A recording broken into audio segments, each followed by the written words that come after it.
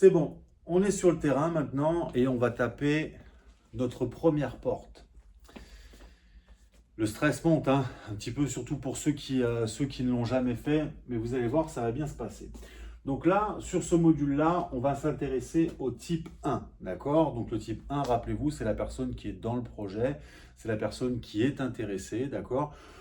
Donc c'est la plus simple sur le papier avec qui on pourra prendre rendez-vous, mais attention, attention cependant, j'ai déjà vu et j'ai déjà assisté, d'accord, à des prises de rendez-vous échouées, d'accord, parce que on est allé trop vite, parce que ça y est, on se dit, il est intéressé, donc ben, forcément, il en veut du chocolat, donc je vais pouvoir vite prendre mon rendez-vous. Non, non, non, non, attention. Il faut qu'on respecte, on va quand même respecter une méthodologie, on va quand même respecter un ordre, on va respecter une trame pour éviter justement de le laisser partir. Donc, première chose qu'on va faire, on va taper à la porte. Rappelez-vous ce que je disais dans les notions clés, on dérange. On va taper chez quelqu'un, on dérange le prospect. Il était en train de faire quelque chose et on vient couper ce quelque chose pour parler avec lui. Il va donc falloir, dans votre présentation, d'accord, que vous lui donniez quelque chose tout de suite, mais quelque chose de vrai, d'accord? C'est-à-dire que, ben, en général, si vous prospectez, c'est vous qui êtes à la recherche de quelque chose, donc vous attendez quelque chose de lui, et le prospect, lorsqu'il va ouvrir la porte, il le sait aussi que vous attendez quelque chose de lui. Donc il va falloir lui donner quelque chose, lui faire croire, du moins sur au moins un court temps, un court instant, que vous n'êtes pas là pour lui demander quelque chose, mais vous êtes là pour lui donner quelque chose. Donc, vous allez taper à votre première porte.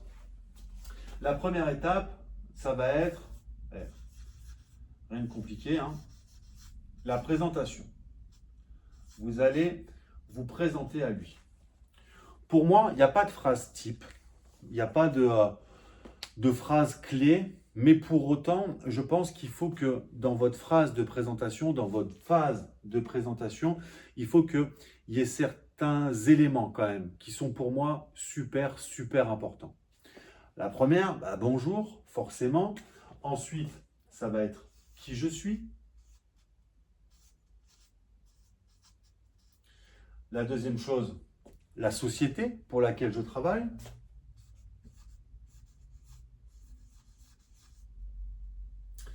Et troisième point, le budgétant.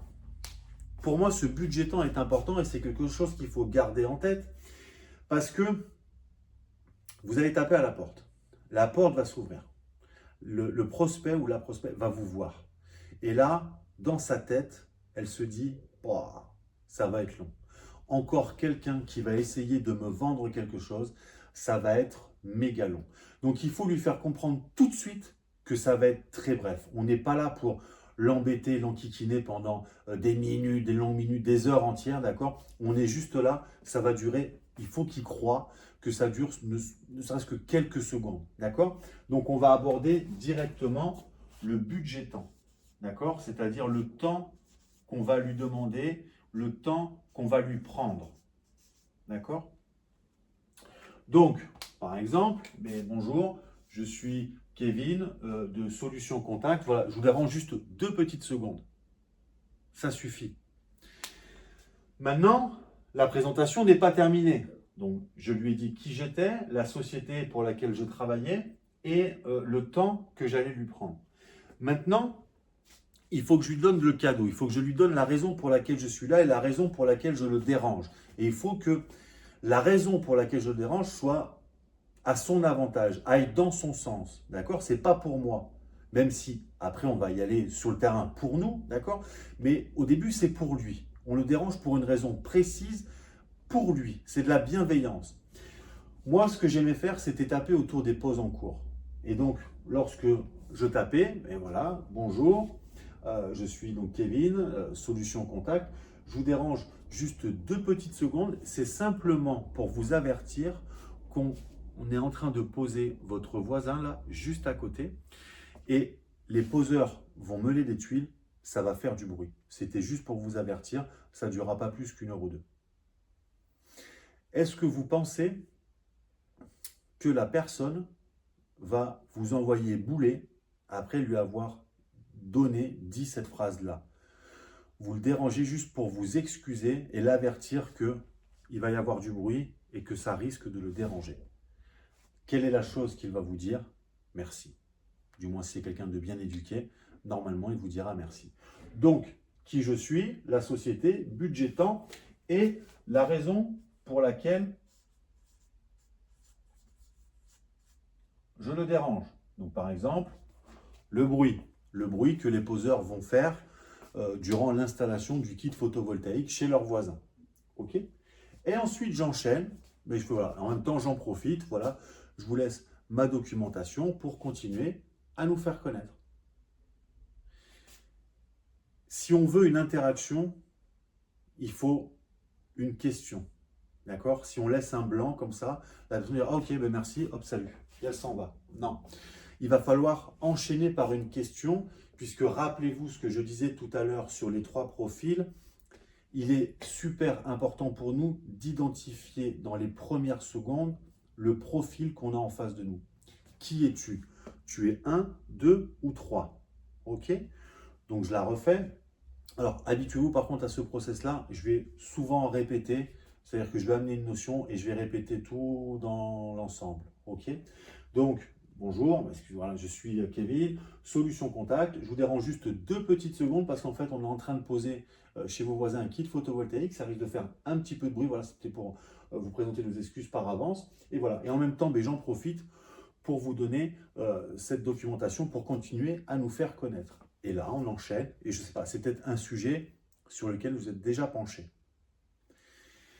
Et là, votre prospect va s'identifier. Il va nous dire qui il est. Il va nous dire, ah ben oui, justement, je suis dans le projet, ou non, ou voilà. Nous, ce qui nous intéresse sur ce profil-là, c'est le oui. OK?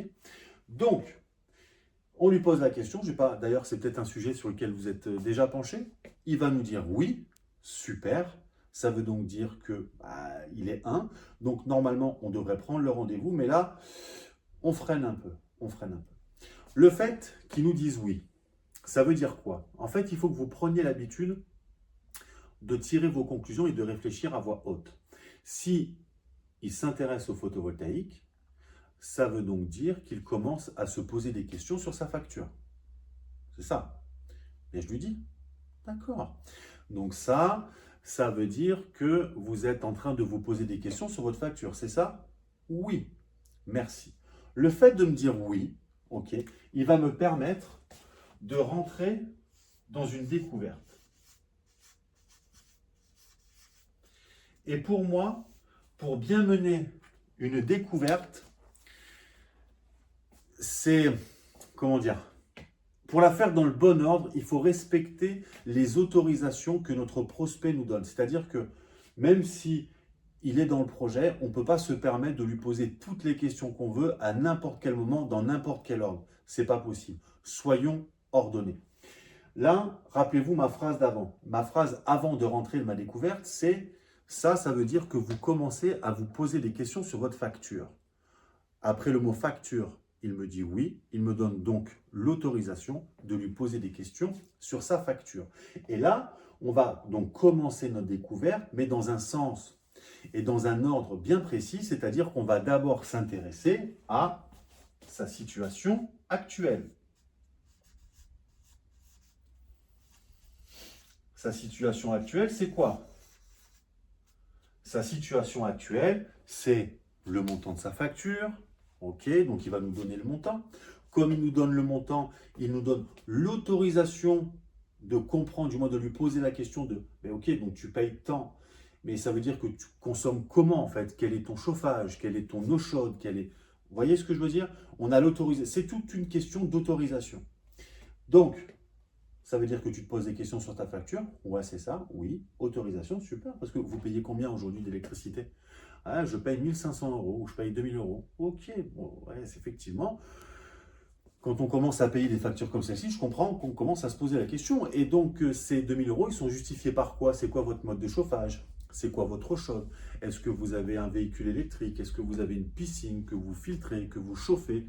Est-ce que vous avez un spa? Vous voyez, ce sont toutes des questions qui sont en lien avec sa facture et donc la composition de cette facture-là. Donc, on s'intéresse tout d'abord à sa situation actuelle. Sa situation actuelle, c'est quoi? C'est son problème.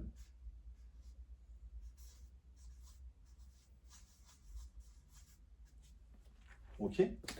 Une fois que vous avez suffisamment d'éléments sur sa situation actuelle, donc son problème, on va aller chercher quoi? On va aller chercher sa situation désirée. Sa situation désirée, c'est OK. Donc effectivement, vous payez cher d'électricité, enfin vous avez cette sensation de payer cher d'électricité, c'est composé par quoi? OK. Et donc vous attendez quoi du photovoltaïque? Quelle est donc la solution? Comment vous pensez que le photovoltaïque va résoudre ce problème-là? Donc qu'est-ce que vous attendez des panneaux? Que ce soit dans l'économie, en valeur, en pourcentage. Voilà, qu'est-ce que vous attendez des panneaux? Une fois qu'on a sa situation désirée, on va s'intéresser à quoi? Chose importante pour nous, quelles sont les informations que vous avez déjà reçues? Parce que nous, on veut savoir s'il y a déjà un concurrent qui est passé. Ok, super, nous attendons à ça, ok. Et vous êtes renseigné déjà un petit peu? Ouais, vous avez vu qui? Ils vous ont proposé quoi? Et surtout, ce qui nous intéresse, c'est quelles sont ces conclusions. Pour moi, avec un type 1, il faut mener cette découverte de cette manière-là. D'accord? Donc, tu es intéressé, ça veut dire que tu commences à te poser des questions sur ta facture. Ouais, c'est vrai. Donc, c'est quoi ta facture? Tu payes combien?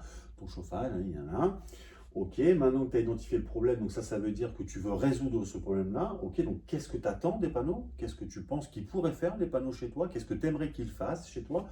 Ok, est-ce que tu t'es déjà informé? Est-ce que tu as déjà reçu de l'information sur ça? Ouais, on t'a dit quoi? On t'a proposé quoi? Et quelles sont tes conclusions? Les conclusions, c'est méga important parce que les conclusions, c'est le chemin. C'est le chemin de la vente. C'est-à-dire qu'en fonction des conclusions qu'il a tirées, il va vous dire si le chemin pris par mes confrères, nos confrères, est le bon ou s'il est mauvais. Mais par exemple, mes conclusions, c'est trop cher. Ou mes conclusions, c'est pas rentable. Ou mes conclusions, c'est intéressant. Ou je m'attendais à plus cher. Vous voyez ce que je veux dire? Il faut qu'on sache quelles sont ces conclusions pour savoir quel est le chemin qu'il faut emprunter ou celui qu'il ne faut pas emprunter. Il nous dit c'est trop cher. Comme on s'intéresse aux informations reçues, on sait combien il a été, on lui a proposé pour quelle puissance. Si on sait qu'on est aussi cher ou moins ou plus cher, ce sera peut-être compliqué de réussir à lui vendre quoi que ce soit. Vous voyez ce que je veux dire? Donc il est méga important de comprendre et de connaître quelles ont été les conclusions qu'il a tirées des informations qu'il a reçues. Maintenant, point important, information reçue, ça ne veut pas forcément dire qu'il a reçu une société. Les informations reçues, ça peut être tout simplement sa navigation sur Internet. Vous êtes renseigné un petit peu? Non, j'ai reçu personne, ok. Mais je ne sais pas, peut-être sur Internet, vous avez dû peut-être faire quelques recherches. Voilà, les informations reçues, ce n'est pas qu'une société. Les informations reçues, ça peut être un voisin qui est installé. Les informations reçues, ça peut être de la famille qui est installée. Ça peut être un collègue. Ça peut être, j'en sais, une information qu'il a vue à la télé. Je ne sais pas. Mais personne ne part de zéro. Surtout s'il est intéressé, ça veut dire qu'il a commencé à faire ses recherches. Donc, il a forcément un avis. Il a forcément des conclusions. OK? Donc, j'ai mené ma découverte. Rappelez-vous, il est type 1, il est intéressé. Et le danger, pour moi, c'est d'essayer de prendre rendez-vous à ce moment-là. On se dit, ouais, ok, les conclusions, ok. Mais écoutez, on va prendre. Non. Pour moi, c'est une erreur. Pour moi, c'est une erreur parce que on a cette illusion, on pense que les feux sont au vert, mais je veux en être sûr. On pense. Et tant que je pense, tant que je crois, tant que j'imagine, tant que je suppose, je ne sais pas. D'accord? Je ne sais pas. Donc moi, je veux être sûr. Donc, pour être sûr, je vais rajouter une étape après ma découverte, avant la prise de rendez-vous, qui est la clientélisation. Rappelez-vous, clientélisation, j'en ai parlé dans les 10 notions clés, d'accord? On ne peut pas vendre quelque chose à quelqu'un tant qu'il n'est pas client. Par définition, comme il est intéressé, on se dit qu'il est client. On le pense. Moi, je vais en être sûr. Donc, je vais le clientéliser. Je vais m'efforcer à le rendre un petit peu plus client de ma solution, ou de mon information. Donc, je reprends depuis le début. Bonjour, je suis Kevin de Solutions Comptables. Alors, je vous dérange juste 2 petites secondes. C'est simplement pour vous avertir qu'on est en train de poser chez un de vos voisins et les poseurs risquent de faire un petit peu de bruit, notamment en meulant les tuiles. Donc voilà, c'était juste pour vous, pour présenter nos excuses par avance. Et en même temps, on laisse cette documentation pour continuer à se faire connaître. Voilà, je ne sais pas, c'est peut-être un sujet sur lequel vous êtes déjà penché. Ah oui, effectivement, je suis en plein dedans. Ah, ça veut dire que vous commencez à vous poser des questions sur votre facture d'électricité. Ouais, effectivement, ok. Tu payes combien? Tu chauffes comment? Ton eau chaude, la piscine, ton spa, ok. Et aujourd'hui, vous attendez quoi? Des panneaux? Vous espérez quoi? Des panneaux? Des économies, ok, super, c'est une belle chose. Quand on dit économie, c'est combien? Quel pourcentage? Quelle valeur? Voilà, on essaie de creuser un petit peu. Ok, derrière, vous êtes renseigné un petit peu déjà ou pas du tout?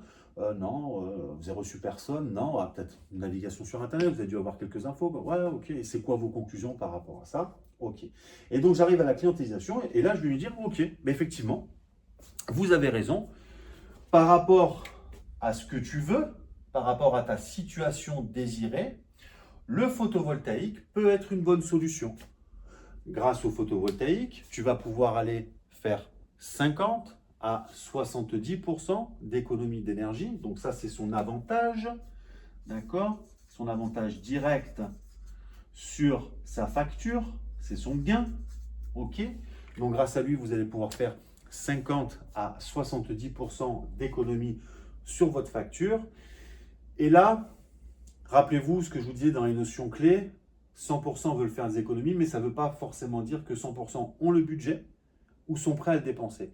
Donc là, il faut réussir à séparer le projet du budget. D'accord? Parce que même s'il en a envie, le budget peut être un frein. Et là, on ne le sait pas encore si c'est un frein. Donc ce frein-là, moi, je veux le faire sauter tout de suite. Ou s'il y est, je veux le découvrir tout de suite.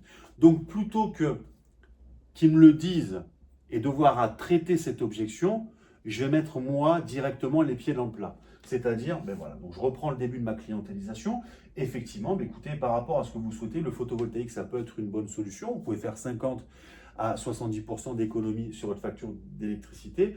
Mais voilà, souvent quand je dis ça, les gens me disent, ouais, mais bon, le budget que ça représente, c'est plusieurs milliers d'euros et compagnie. C'est vrai, et c'est souvent ça le problème. Le problème du photovoltaïque, c'est pas l'économie que ça fait faire, c'est le budget que ça représente. Mais sachez qu'aujourd'hui, il existe des dispositifs qui permettent aux gens d'acquérir le photovoltaïque pour pas grand-chose. Vous voyez, pas plus tard que la semaine dernière, j'ai un client, son installation lui a coûté en effort cumulé réellement 700 euros. Budget. Alors, pour ceux qui n'ont pas compris cette phrase, comment j'arrive à 700 euros de budget, comment j'arrive à 700 euros d'effort, tout ça, rappelez-vous ce que j'ai dit sur la vidéo des 3 profils, on parle de transfert de charge, donc allez voir dans la partie vente, la partie débalfi, arbre financier et rentabilité. D'accord? Vous comprendrez comment j'arrive à ces 700 euros. Parce que le but, c'est ça, le but il est là. Il faut dédramatiser le budget. On ne peut pas rentrer dans le détail d'un transfert de charge maintenant, on ne peut pas. Ça serait trop long à expliquer, il y aurait trop de chiffres, ça serait trop compliqué, d'accord? Et on purerait la vente, d'accord? Donc, on va donner la conclusion, c'est-à-dire on va donner le résultat qu'on a eu chez quelqu'un, ok? Ça, c'est quelque chose c'est un principe de manipulation, c'est l'histoire. C'est-à-dire que quand vous voulez, et j'en parle dans l'arbre financier notamment, lorsque vous voulez aller chercher une information ou donner une information sans que la personne en face de vous se sente bloquée, vous le mettez en personnage, on va dire, en spectateur d'une situation. D'accord? C'est-à-dire qu'il vous imagine vous avec quelqu'un d'autre ayant un échange, d'accord? Un échange par exemple sur la déballe, par exemple, ou un échange sur un résultat, un échange sur une installation. Vous lui racontez une histoire pour qu'il puisse penser, imaginer, mais il est extérieur à cette histoire, donc il ne se sent pas directement concerné, donc pas directement serré et oppressé. D'accord?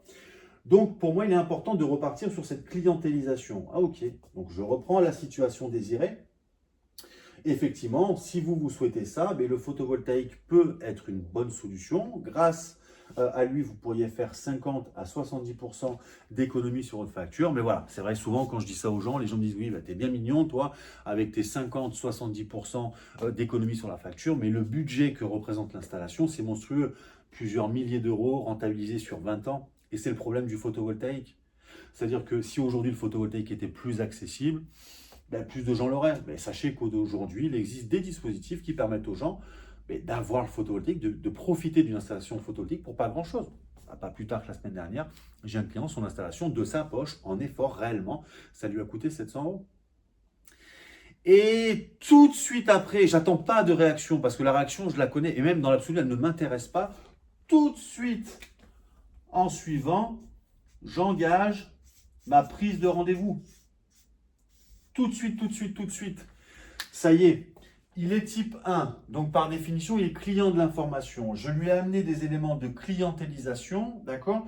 J'engage tout de suite ma prise de rendez-vous. Mais, rappelez-vous, la chose la plus importante pour moi, c'est mon échec. Je ne veux pas échouer, d'accord?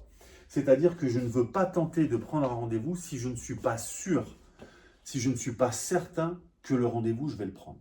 Et là, sur cette phase-là, vous avez une petite astuce qui va vous permettre d'engager votre prise de rendez-vous sereinement. Ok? Anti-vente. Complètement anti-vente.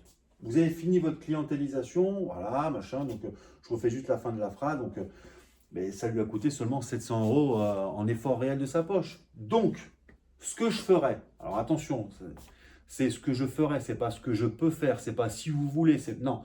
À partir de ce moment-là, on est directeur, d'accord? C'est nous qui dirigeons l'entretien, c'est nous qui décidons. Donc, ce que je ferais, et là, petit tips, à l'occasion. Ce à l'occasion est un game changer, ok? Ce à l'occasion change tout. Pourquoi? Parce que dans la tête du client, le à l'occasion, il est loin. D'accord? Le à l'occasion, c'est genre dans 3 mois. Genre dans 6 mois. Ouais, à l'occasion, ouais, voilà. Oui, à l'occasion, on fera ça. Oui, à l'occasion, ci et là. D'accord? Non. Mais ce à l'occasion me permet juste de juger si mon prospect s'imagine avec moi dans sa cuisine, assis sur une chaise, en train de lui faire une étude. C'est juste ça. Ce à l'occasion, en fait, me permet de jauger. D'accord? Voir si ça vaut le coup ou pas de prendre un rendez-vous. Donc, ouais, voilà. Ce que je ferai à l'occasion, quand j'aurai un rendez-vous pas très très loin, je passerai rapidement, puis je vous ferai une petite étude, on verra ce que ça donne chez vous. La personne dira oui. Anti-vente, à l'occasion, loin, il est type 1, il dira oui. Et une fois qu'il m'a dit oui, ok. Donc ça veut dire qu'il s'imagine avec moi dans sa cuisine en train de lui proposer une installation photovoltaïque, en train de lui dimensionner une installation de photovoltaïque et de voir si pour lui ou non c'est rentable, eh bien je peux enchaîner sur ma prise de rendez-vous. Donc, écoutez, à l'occasion, ce que je ferai quand j'aurai un rendez-vous pas très très loin, voilà, je passerai, on fera une petite étude et puis on verra ce que ça donne. Si c'est intéressant, écoutez, c'est super. Si c'est pas, et puis vous aurez le temps d'y réfléchir. Si c'est pas intéressant, écoutez, c'est pas grave, vous mettez ça de côté, puis ça veut dire que le photovoltaïque ne sera jamais intéressant pour vous. La personne va dire oui, ok, parce que, et là on va commencer à creuser l'agenda à l'aide de questions alternatives. Tout simplement. Après on est dans le basique, hein. Sur la prise de rendez-vous, on sera dans le classique, voilà, parce que d'une manière générale, vous êtes plutôt disponible quand, vous avec madame plutôt le soir, parce que vous êtes actif ou retraité. Ok, et après on va creuser l'agenda à l'aide d'alternatives pour pouvoir arriver jusqu'à la prise de rendez-vous. Tout simplement. Et là, on est sûr, on n'est jamais sûr, mais on a optimisé la possibilité de prendre rendez-vous avec notre prospect. Type 1, intéressé, normalement, c'est 100%. Le risque avec un type 1, c'est de puer le vendeur et de lui sauter à la gorge. Et là, il se sent apeuré et donc on prend pas. Non, ça va trop vite, je ne prends pas. Ok. Donc, tout simplement, on va le voir, on se présente, qui on est, budget temps important. La raison pourquoi on est là, c'est à cause du bruit. Ok, vous êtes déjà penché sur le sujet. Oui, ok, donc ça veut dire que tu commences à te poser des questions sur ta facture d'électricité. Oui, effectivement, c'est bien ça. Ok, tu payes combien, ton eau chaude, nanana. Qu'est-ce que tu attends des panneaux, donc la solution. Quelles informations tu as reçues, tu t'es déjà renseigné, tu as déjà reçu quelqu'un, peut-être Internet, peut-être des amis, peut-être des collègues. Ok, bon, ben écoute, j'ai une bonne nouvelle pour toi. Effectivement, dans ce que tu veux, le photovoltaïque peut être une solution parce que tu peux aller chercher 50 à 70% d'économie sur ta facture. Après, voilà, il y a toujours ce problème du budget. Hein. Les gens se disent, oui, je veux bien faire des économies, mais ça coûte cher. Et il est là le problème. Mais sachez qu'aujourd'hui, il y a des dispositifs qui permettent aujourd'hui d'acquérir le photovoltaïque pour pas grand-chose. Et pas plus tard que la semaine dernière, j'ai un client de sa poche en effort réellement, ça lui a coûté 700 euros.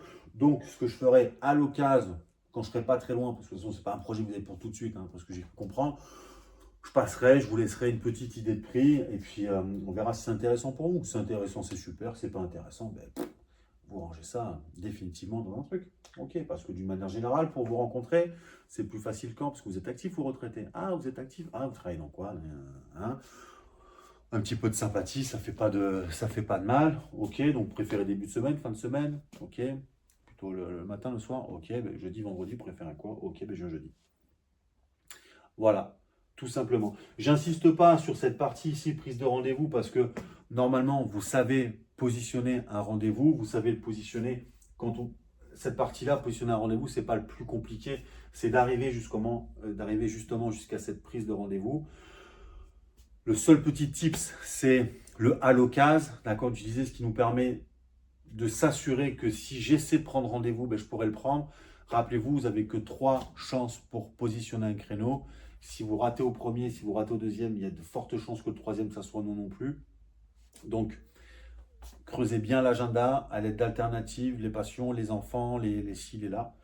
Et il n'y a pas de raison que ça ne marche pas. Donc, lui, il est facile. Type 1, intéressé. Mais vous allez voir que le type 2, il n'est pas plus compliqué.